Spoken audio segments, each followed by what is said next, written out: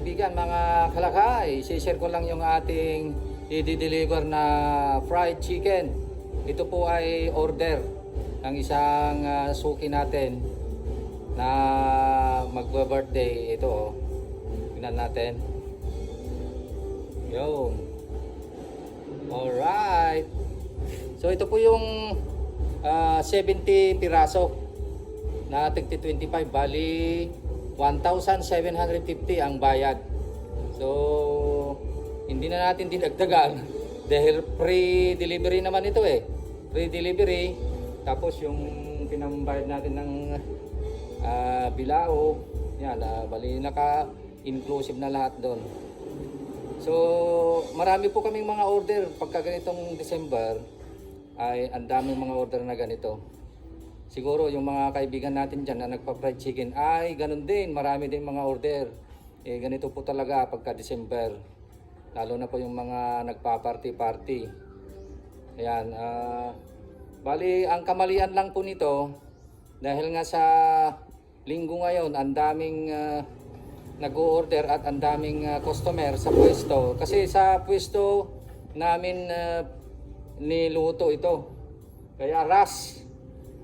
No choice kasi kailangan na nila yung pinambalot. Ito tingnan nyo, pinambalot o plastic, may butas-butas, mainit ito, kaya kung hindi natin binutasan ito ay tiyak madaling lumambot ito. Yan, kaya pagka deliver natin ito ay sasabihin natin sa customer natin na tanggalin agad yung plastic kasi magmo-moist yung manok, kaya madaling lalambot, mga kalakay. So ang tamang proseso ng paglagay nito ay pahanginan muna. Kung mayroon kayong electric fan, dapat pahanginan muna para mawala yung masyadong mainit, kasi pagka bagong luto ay magmo-moist siya pagka kulob na ganito. Yan, mga kalakay. So si-share ko po sa inyo itong na-share ko na po sa inyo ito na tips para pag may nag-o-order na ganito ay alam nyo na yung gagawin. Magkukulog po kasi yung manok pag ganito na plastic. Kaya ito may butas-butas siya. May butas-butas.